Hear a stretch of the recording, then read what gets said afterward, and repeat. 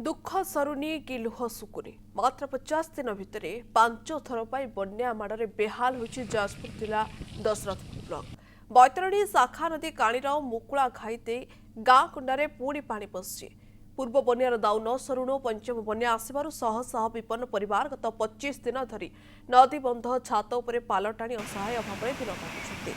कसपा तरपदा मल्लिकापुर छंचेला समेत ब्लॉक एकाधिक पंचायत एवं जलमग्न। गाँ दंडरे 2 ରୁ 3 फुट उच्चर बन्या जल लहरी भांगुछे। अन्यपटे सुसुआ निजामपुर थालकुड़ी खाननगर कमारठिया भली पंचायत रे पूर्व बन्या पानी खसी नथिबा बेले पंचम बन्या लोकंकर दुर्दशा को दुईगुणित करिछि। घर द्वार धोइछिबा परे नदी बंध होई एबे विपन्नक पई एकमात्र सहारा पलटिछि।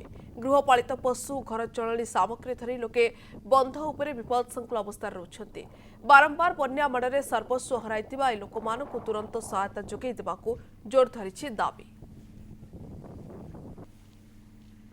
कुआखिया एवं कयागला जातीय राजपथ 20 ये जो जातीय राजपथ 20 रही दशरथपुर ब्लॉक दुबकण कयागला पंचायत दुबकण ठारू पाखापाखि कया पर्यंत ए संपूर्ण जातीय राजपथ ये जलमग्न होती लोक मैंने यातायात कर सुविधा नहीं। कारण जहाँ वर्तमान चित्र देखुले गोटे भाई जदिव बाइक नहीं जाऊे संपूर्ण भाव बुड़ी जाइए स्टार्ट हो पारे पेलिकी नवाक पड़ुଛି लोक मैंने किसी सामग्री यातायात करिकी बर्तमान आम जेहेतु बर्तमान जेहेतु आम पानी सब बुड़ी जाइए तो आम प्रति जगार मेडिसिन बर्तमान सप्लाई करूँ सहित आम गोटे मेडिकल भ्यान भी बुलूची आ से जगह भी गोटे मेडिकल भ्यान को प्लेस कर एमएसटी को प्लेस कर से जगह जमी से सुविधा पाई मेडिसिन रास्ता उपर आम गाड़ी थोक चिकित्सा करूँ।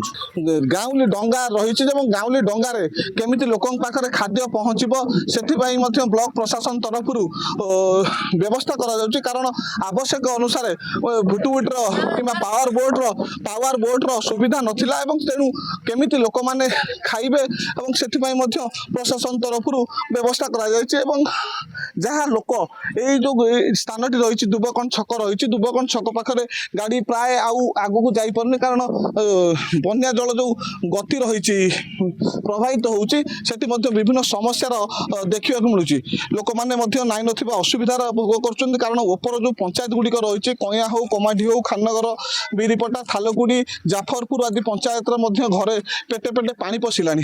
जाजपुर दशरथपुर चंद्रशेखर साहू रिपोर्ट कनक न्यूज।